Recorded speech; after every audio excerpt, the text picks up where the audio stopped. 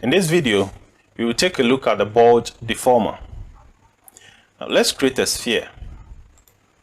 Let's give it a segment of 36. Okay. Now let's create the bulge deformer. So you click and hold on the bend deformer, it will reveal the other deformers. Then we select the bulge deformer. We make it a child of the sphere, and then we fit to parent.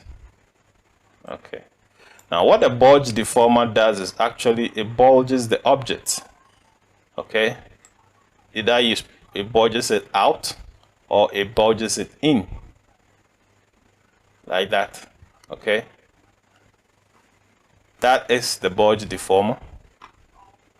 That is what it is used for in Cinema 4D. Okay. Then we have the curvature.